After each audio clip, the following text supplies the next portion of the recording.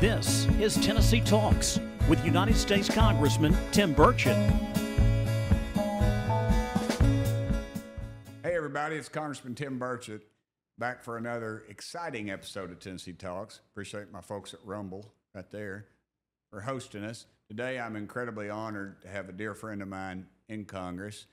It's my buddy Eli Crane from the great state of Arizona. And everybody knows what he's about and where he comes from. Navy SEAL, patriot, member of Congress, just a great friend to me, and I'm delighted to have him on the show. And he was not picked, oddly enough, to be on the so-called select committee for on this assassination deal. And the irony of that is we've got three actual snipers that are in Congress. And Eli just happens to be one of them. And I was glad he would come on and talk to me a little bit about what's going on. You know, I don't like any of this garbage. It kind of ticks me off the way we do this thing. And playing politics with this thing is no way. Get the best. I've always said, just put the best players in, coach. And the best player is clearly my buddy Eli Crane. Eli, thank you for being on here, brother. I appreciate you. Tell us a little bit about the journey that you all took to get to forming this committee real fast. Yeah, thanks for having me on, Tim. It's always good to be on your show. Yeah, so anyway, as you mentioned, Congress does have an official task force. You know, we're going to continue to participate in any way that we can. I talked to the chairman actually last night. Myself and Corey Mills might be helping that committee out. They do have subpoena power, so they've got a lot of resources that we don't. But we decided, Corey Mills, myself, Matt Gaetz, Chip Roy, you know, we decided that we were going to form, you know, supplemental task force, if you will, to try and get to the bottom of what took place on J13. And as we now know, is more than one event. And there continue to be attempts on President Trump's life. We know that there's other threats of attacks on the president. And so this is one of those times where I think not only do we need to continue to investigate and have a bunch of groups investigating, but we need to continue to put pressure on the Secret Service to make sure that regardless of what candidate we're talking about or what party we're talking about, this type of thing, you know, is almost impossible to happen because of the security profile around the president. What is the most glaring problem you saw in all that, in both assassination attempts? The most glaring problem is so obvious to me, Tim. It's that we've been lucky at this point that they have not sent professionals after the president. You know, you take Thomas Crooks, 20-year-old kid with no military experience, and then you take this Ruth guy, and I can just tell, you know, just by their setup, that neither one of them were professionals. Obviously, Crooks was a lot more successful in how close he got to assassinating the president. But when I look at Mr. Ruth and how he set up, you know, in sniper terminology, we would call that his where he set up by the fence. We would call that his final firing position, or FFP.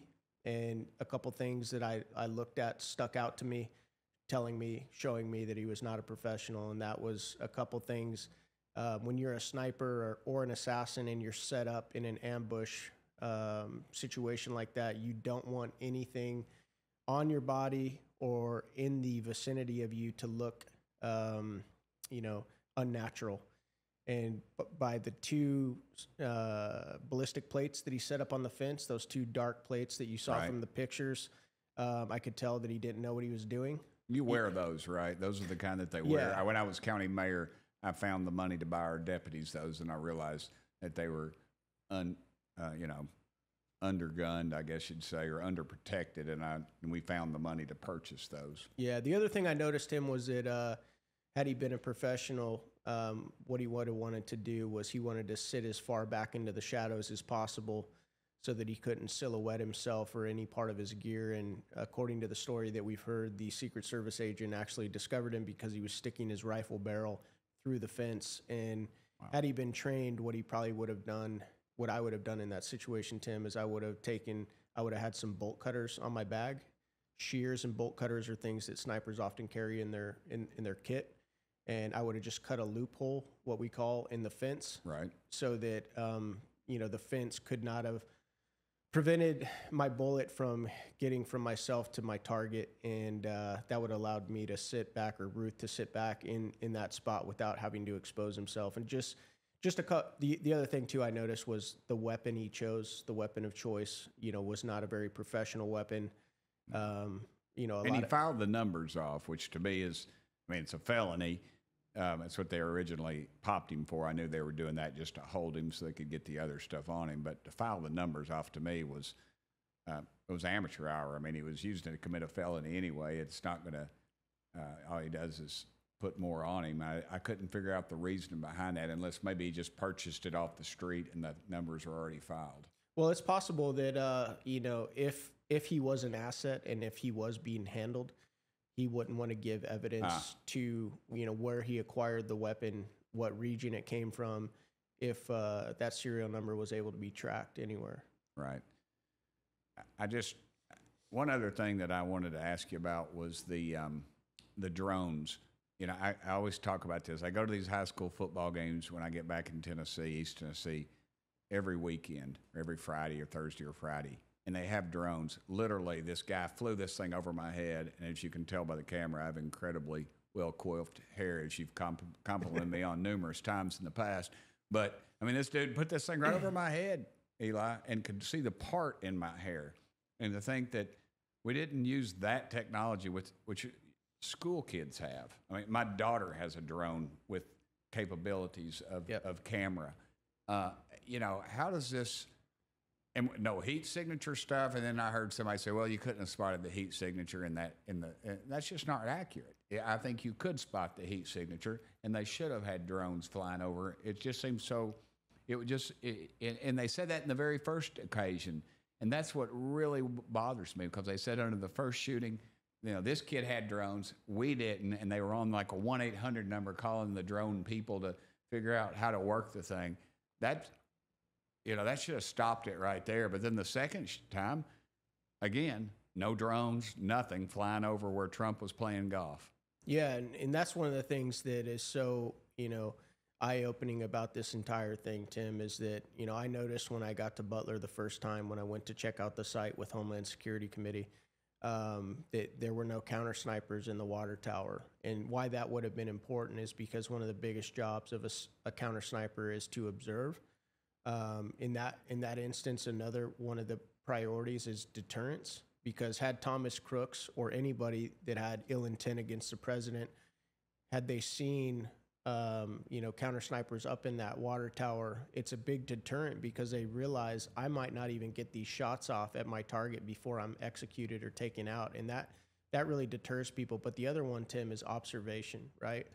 And, there was nobody in that water tower. Nobody even went up to check out the water tower, even though it was the tallest structure. And it could have been another sniper there, not a counter sniper, but a sniper. But to go back to your point, had they even had drones that are mobile and could move around the entire property at a height advantage, where they could look down on everything, they would have had that much more situational awareness on what or if any threats presented themselves to the president or to the crowd. And to your point, the Secret Service, we're learning now that they had technical difficulty with one of their drones, right? Because the operator only received a couple hours of training, which just goes to show how broken that organization is. I think with the Secret Service, brother, the first shooting was, you saw agents that were they were head and shoulders below. I made I'm from East Tennessee, so I said, we should have had a bunch of Trace Adkins type size people guarding President Trump. Instead, we had Kenny Chesney size, and Kenny's a buddy of mine, but he's short, and they had short folks. They had folks couldn't put their guns in their holsters. They had folks hiding behind the pile, cowering, if you will. And now we don't even know if they were even Secret Service agents. We think that they were probably, some of those were Homeland Security folks. And so There was no cohesiveness there. There was no radio contact.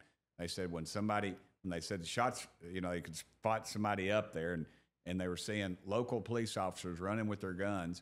The Secret Service agent, I think one of them said, well, we didn't even think to call to keep Trump off the stage. So the whole thing, they need to be gutted, I think. And to think that we're going to bring somebody else that's come through the ranks of this mentality, of that structure, that's going to do anything any different to us, I think is laughable. And we're going to cost somebody their life. That was one thing I asked Dan Bongino during the hearing that we did at Heritage, Tim. Right. I asked him, is the Secret Service, in your professional opinion, as an agent that worked there for a long time, is the Secret Service in a better place?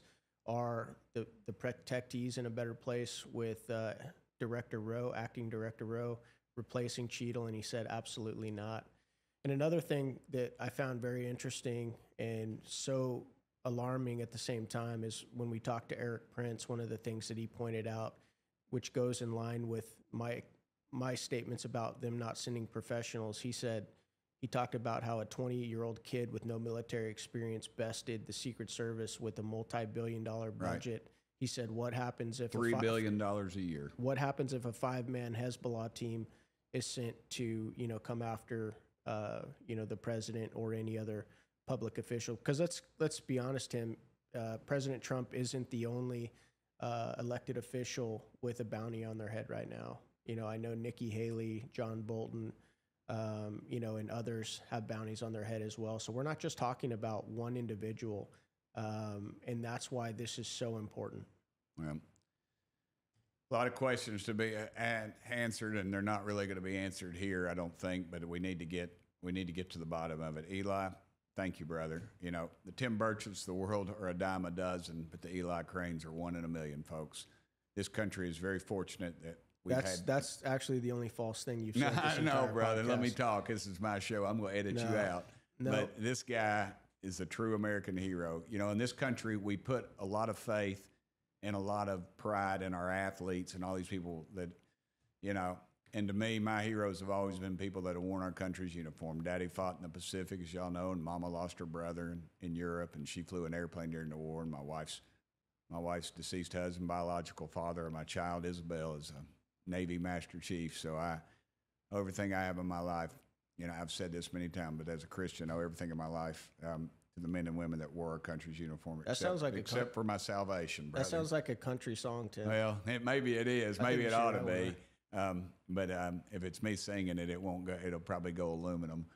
But anyway, folks, you've been really blessed today because I got my guy in here to tell us exactly what the heck's going on. And it just shows you how important these elections are.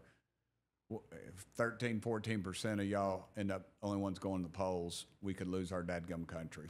And folks like Eli and my daddy and, of course, my uncle who never got to come home made some incredible sacrifices. And let's just not throw all that away. Again, I'm Tim Burchett, Congressman.